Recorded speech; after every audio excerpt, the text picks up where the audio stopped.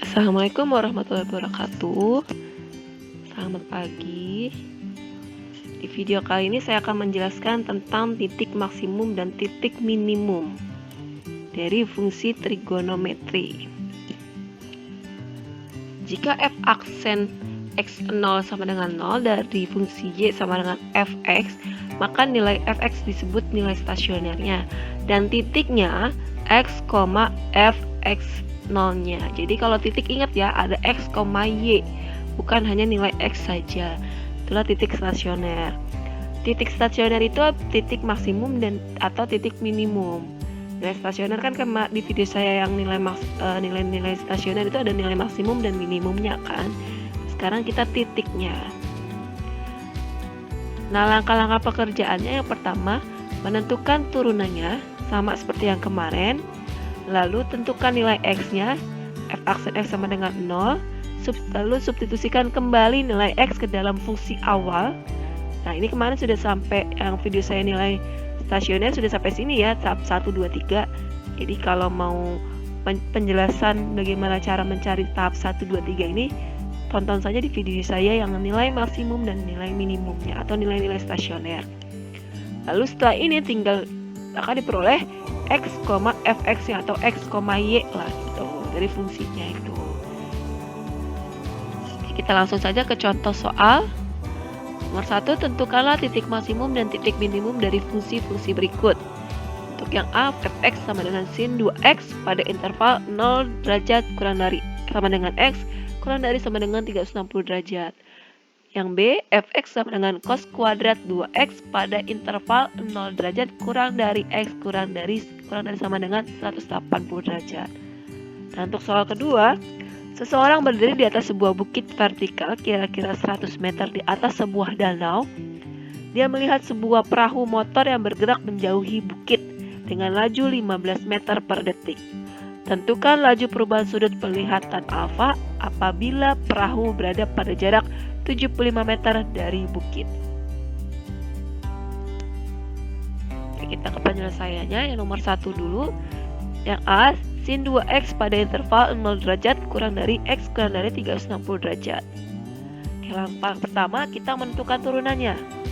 Jadi sin 2x berarti 2-nya dulu turunkan menjadi 2, turunan sin cos. Lalu syaratnya kan harus sama dengan 0. 2 cos 2x sama dengan 0. Nah, di langkah-langkahnya sama seperti yang kemarin, maka nanti akan didapatkan 45 derajat, 135 derajat, 225 derajat, dan 315 derajat nilai x-nya. Lalu substitusikan nilai x-nya ini ke soal awal. Maka nanti akan didapatkan nilainya ada 1 dan min 1. Tuh. Jadi titik maksimumnya yang ada yang 1, berarti ada ini 1 45 derajat, 1, lalu ada lagi 225 derajat, 1. Itulah titiknya. Jadi titik nggak hanya angka biasa ya, derajat pun bisa gitu. Karena di sini kan trigonometri mainnya.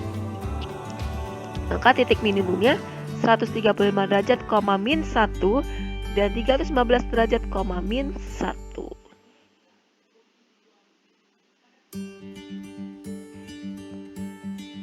Oke, yang B, kalau cos kuadrat 2x tapi batasnya hanya sampai 180 derajat, bukan 360, diperhatikan ya. Oke, langkahnya kita turunkan pangkatnya dulu, berarti 2, pangkatnya berkurang 1 nih cosnya, 2 cos 2x. Lalu 2x nya diturunkan menjadi 2, turunan dari cosnya adalah min sin. Berarti bisa dikalikan ya, min 2 sin cos gitu. Nah, ini yang 2 sin 2x cos 2x ini bisa kita ubah menjadi sin 2 alfa yang ini. So, yang ini kita ubah menjadi sin 2 alfa. Sin 2 alfa, alfanya kan di sini 2x. Jadi didapat min 2 sin 4x. Lalu kita cari nilai x-nya. Min 2 sin 4x sama dengan 0. Karena syaratnya f aksen x harus sama dengan 0. Jadi sin 4x sama dengan 0. Ruas kiri dan kanan sama-sama kita bagi min 2. Maka nilai sin yang 0 itu ada 0 derajat, 180, 360, 540 dan 720. Saya ngambilnya 5 karena batasnya 100 sampai 180 gitu. Nah, ini bukan jawabannya untuk yang 0 sampai 720 ini. Kenapa? Karena di sini ada 4x. Berarti ini adalah nilai 4x sebenarnya. Harus kita bagi 4 dulu semua. Maka akan didapat 0, 45, 90, 135 dan 180. Sampai sini saja ya, sampai 5 saja nih, sampai batas sini. Kalau mau 6 nanti dia akan lebih. Tuh, bisa 225 kalau ke 6.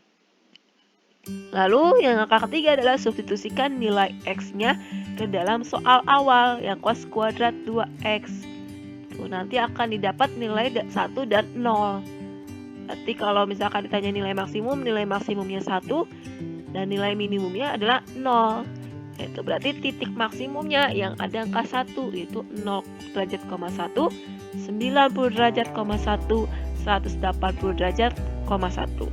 Dan titik minimumnya 45 derajat, 0, 135 derajat, 0. Hanya ada 2 untuk titik minimum.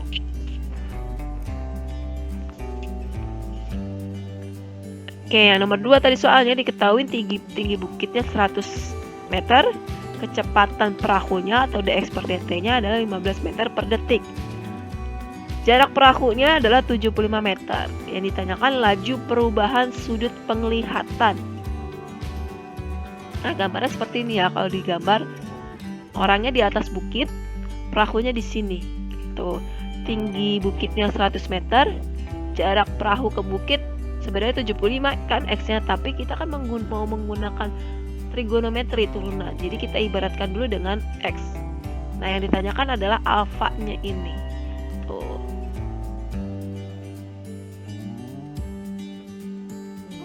Oke, kita jawab dulu. Dari gambar diperoleh persamaan tan alfa. Ini tan desa ya, depan, samping atau y per x. Depan, jadi kita anggap kalau di sininya 100, di sini pun 100. Yang ininya ya.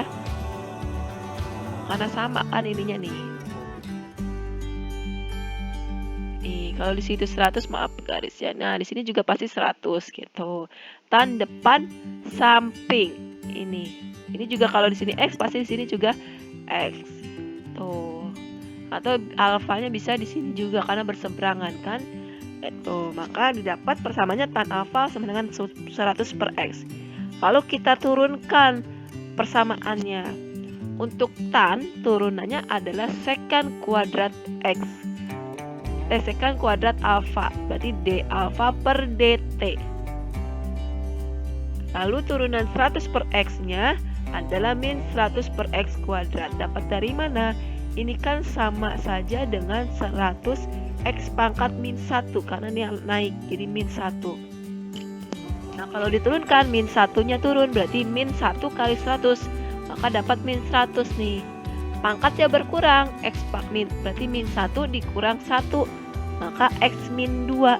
Kita turunkan lagi, kita taruh di penyebut, menjadi penyebut, maka x-nya jadi plus, positif. Jadi x pangkat 2. Itu dx per dt, karena ininya x ya, gitu. Kenapa ininya d alfa? Karena ininya alfa. Tuh. Lalu dari secant, berarti kan secant itu kebalikan dari cos ya. Cos, kalau cos kan cos sami atau x per y. Berarti kalau secant adalah secant itu mi per miring per samping. Berarti r, yang ini r, yang ini x. Kamu cari dulu nilai y pakai rumus Pythagoras. Gitu. Atau mau kita coba berarti r kuadrat sama dengan x kuadrat plus y kuadrat. Berarti r kuadratnya kan min 100 jadi 100. Dikuadratkan jadi 10. 100 kuadrat lah kita anggap ya. Di x kuadratnya, x dikuadratkan, x kuadrat terus maka nanti akan didapat cos sami. Berarti nanti akan didapat sekannya 100 kuadrat plus x kuadrat per x gitu.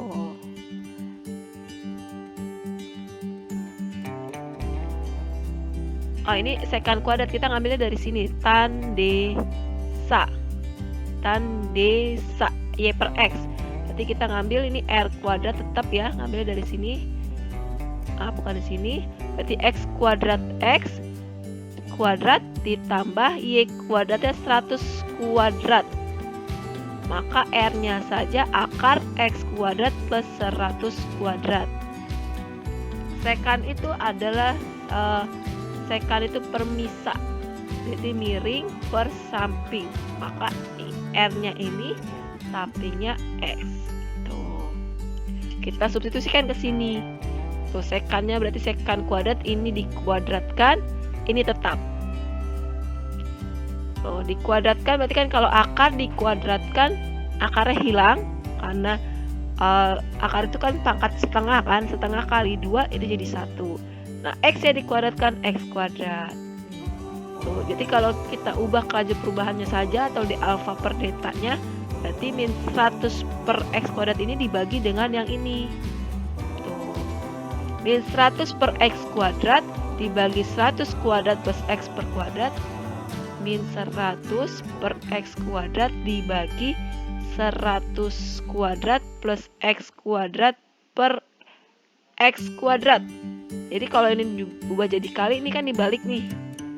Ya, ntar dia bisa dicoret nih, min 100 per X kuadrat, ini X kuadrat per 100 kuadrat plus X kuadrat. Nah, ini bisa dicoret X kuadratnya.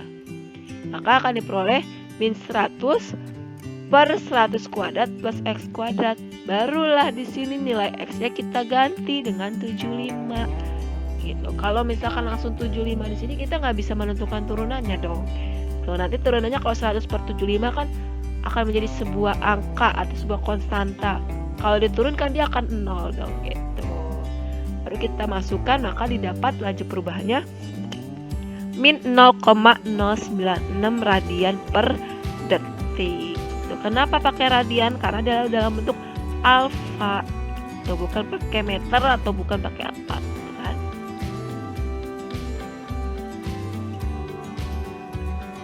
Oke, sekian, terima kasih. Assalamualaikum warahmatullahi wabarakatuh.